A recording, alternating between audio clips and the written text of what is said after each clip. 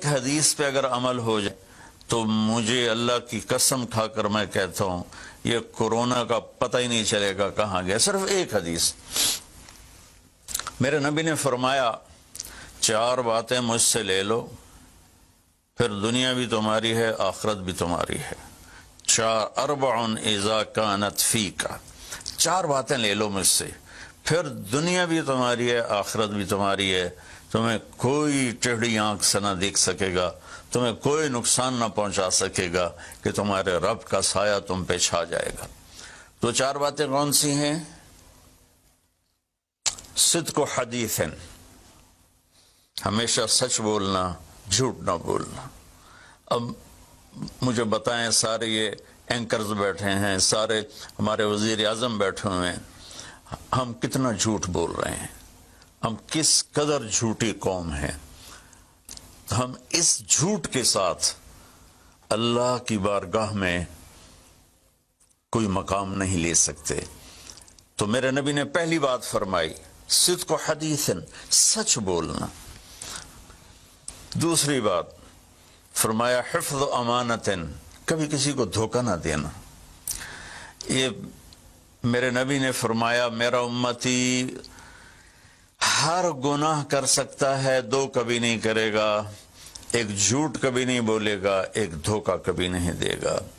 تو وزیر اعظم صاحب آپ اکیلے ہیں, دیانتدار ہیں, اللہ سے رونے دھونے والے ہیں, مانگنے والے ہیں, لیکن 22 کروڑ لوگوں میں سچے کتنے ہیں؟ 22 کروڑ لوگوں میں دیانتدار کتنے ہیں؟ ایک بہت بڑے چینل, میں ہاتھ جوڑ کے اینکر بیٹھے ہیں, معافی مانگ کے بات کر رہا ہوں, ایک بہت بڑے چینل کے مالک نے مجھ سے کہا کوئی نصیحت کرے. میں نے کہا چینل سے جھوٹ ختم کر دو.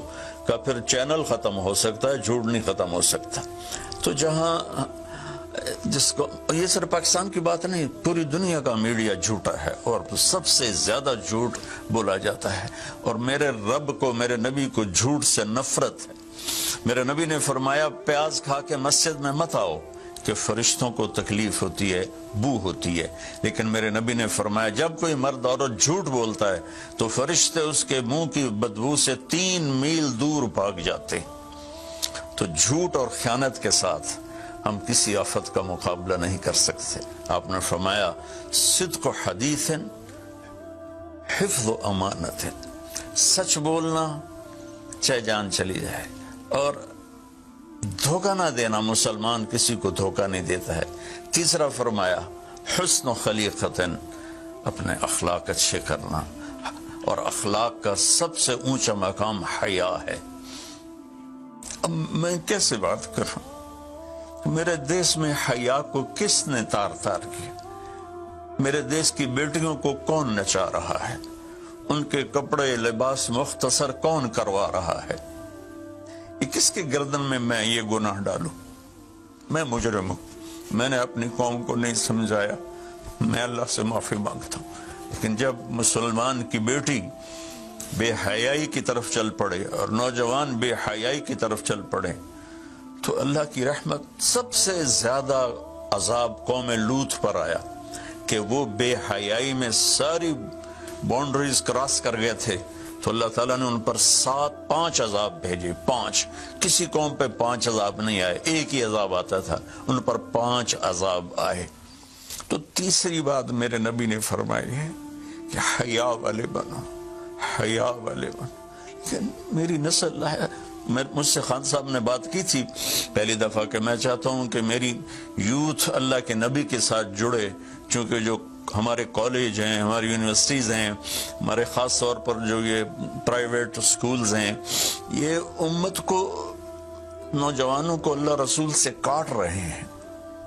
تو اللہ تعالیٰ یہ پہلا شخص ہے جس کے لیے میرے دل سے دعا نکلی جب اس نے کہا کہ میں نے آپ کو اس لیے بلایا ہے کہ میری قوم اپنے نبی کے ساتھ کیسے جڑ جائے.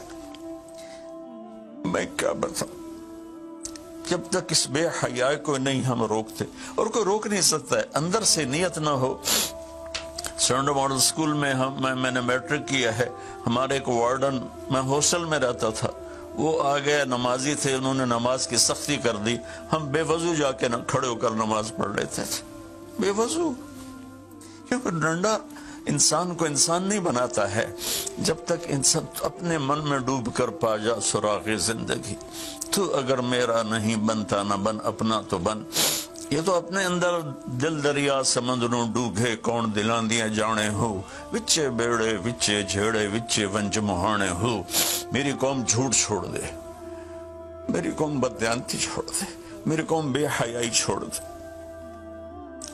وعفت فی تہمت, آخری بات میرے نبی نے کہا, رزق ہی امسا مغفور اللہ, جو صبح سے شام تک رزق حلال میں تھک جاتا ہے اس کے اس دن کے سارے گناہ معاف ہو جاتے.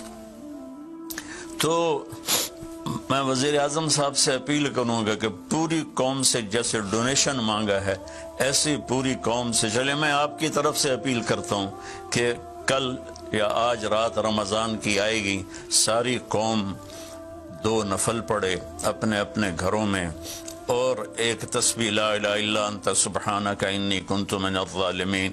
جس کو یاد ہے پڑھ لے, جس کو نہیں یاد ہو استغفر اللہ کی ایک تسبیح پڑھ لے, اور پھر سب اللہ کے سامنے ہاتھ جوڑ کے معافی مانگے. اور اللہ تعالیٰ کہتا ہے ما من یوم الا والبحر یستاذن فی ان یغرق ابن آدم. روزانہ, یہ مسند احمد کی روایت, روزانہ سمندر کہتا ہے یا اللہ اجازت دے میں چڑھ جاؤں اور ان کو بہا دوں.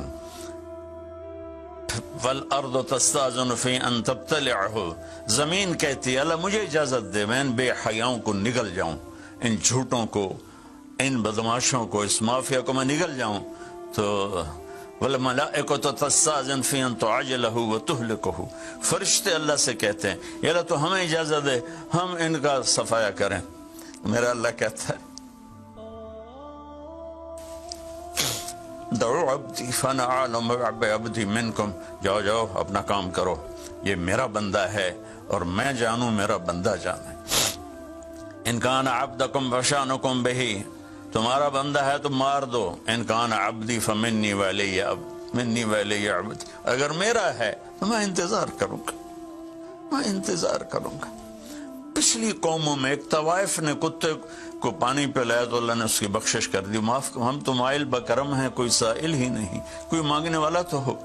ان 4 چیزوں نے ہماری ہر چیز بکھیر دی, توڑ دی. کسی بھی قوم کے لیے جھوٹ, بددیانتی, بے حیائی اور رزق حرام یہ ان کو تباہ و برباد کر دیتا ہے.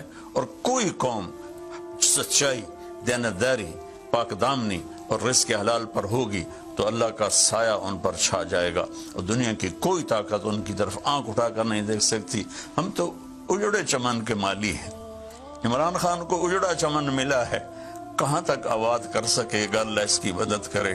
چمن کے تخت پر جس دم شہ گل کا تجمل تھا, ہزاروں بلبلیں تھی باغ میں, ایک شور تھا, غل تھا. کھلی جب آنکھ نرگس سی, نہ تھا جز خار کچھ باقی. بتاتا باغ مارو رو, یہاں غنچہ یہاں گل تھا, یہاں غنچہ یہاں گل تھا. ابھی عمران صاحب نے یرموک کی اور قادسیہ کی بات کی. کتنے تھے؟ 30,000 تھے خالد ابن ولید کے کمانڈ میں, اور سامنے باہان جو تھا وہ 3 لاکھ کا لشکر لے کر آیا ہوا تھا. اور قادسیہ کے میدان میں بھی 30,000 صحابہ تھے, اور ادھر سے جو رستم تھا وہ 3 لاکھ کا لشکر لے کر آیا ہوا تھا. ان کے ساتھ اللہ تھا. ہم اللہ کو ساتھ لیں, سارے اسباب اختیار کریں. مالداروں سے کہتا ہوں, میں نے اپنا کلپ الگ ریکارڈ کرا ہے کہ اس سال ساری زکوٰۃ ان غریبوں میں تقسیم کریں. آپ تک تو ہر آدمی نہیں پہنچ سکے گا. اپنے اپنے علاقے میں جو مالدار لوگ ہیں وہ اپنی زکوٰۃ غریبوں میں ان میں تقسیم کریں, ان کے گھر جا کر دیں. کسی ایک کی دعا لگ گئی نا تو 7 نسلیں ہماری آباد ہو جائیں گی. تو بس میں معافی چاہتا ہوں, آپ نے مجھے کافی دیر بٹھایا تو میں نے بھی تھوڑا سا آپ کا ٹائم لے لیا. تو آپ درود شریف پڑھیں.